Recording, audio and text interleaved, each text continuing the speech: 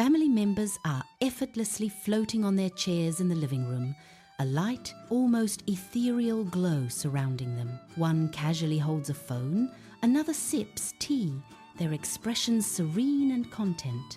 The ordinary chairs defy gravity, slowly rising and gently swaying, a surreal sight. The air is filled with a whimsical, mysterious hum. Yuki's eyes widen in disbelief and then sparkle with an intense, joyful longing. Her mouth parts in an astonished gasp, quickly replaced by a wide, excited grin. She lunges toward her own plain chair in the corner of the room, shouting with pure exhilaration. The floating family members glance down, a knowing, slightly mischievous smile playing on their lips.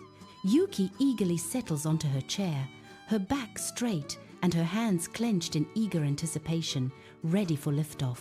But the chair remains stubbornly fixed to the ground. She pushes off with her feet, grunting with effort, yet the chair only shifts slightly, letting out a disappointed squeak. Her face falls from excitement to a puzzled frown, a hint of frustration beginning to surface. With growing desperation, Yuki tries various comical maneuvers. She mimics the family's relaxed postures, whispers encouraging words to the chair, even attempts a silly magic spell, all while repeatedly pushing and stomping her feet. Each failed attempt ends with a soft thud, a sigh escaping her lips. The family, still gracefully airborne, occasionally floats by, offering unhelpful, teasing advice, their quiet chuckles adding to her vexation.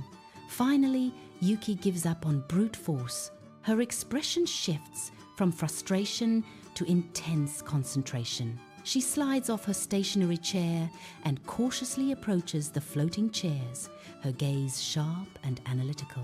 She crouches low, meticulously examining the legs and undersides of the chairs, a detective on the hunt for a hidden truth. The quiet living room seems to hold its breath. Her eyes suddenly catch on a minute detail, a faint, almost invisible filament extending from beneath one of the floating chairs, or perhaps a tiny, oddly placed button on its frame. A quick, almost imperceptible flash of memory crosses her mind, a fleeting image of the family members oddly preoccupied with their chairs earlier, but she had dismissed it then.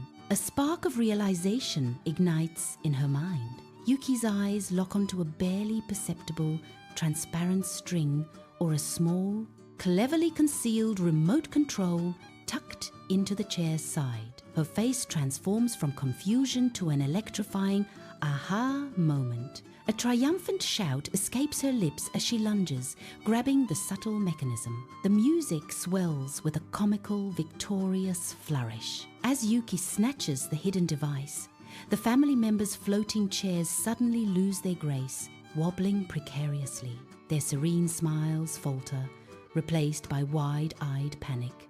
With a series of comical thuds, they are unceremoniously deposited back onto the living room floor, looking utterly flustered and sheepish, their earlier smugness completely gone. Yuki stands over them, holding the flimsy magic device, a mix of exasperation and amusement dancing in her eyes. She shakes her head, a smile tugging at the corners of her mouth as she playfully chastises them. The family members, now grounded, raise their hands in mock surrender, their faces a picture of innocent defeat, joining her in laughter.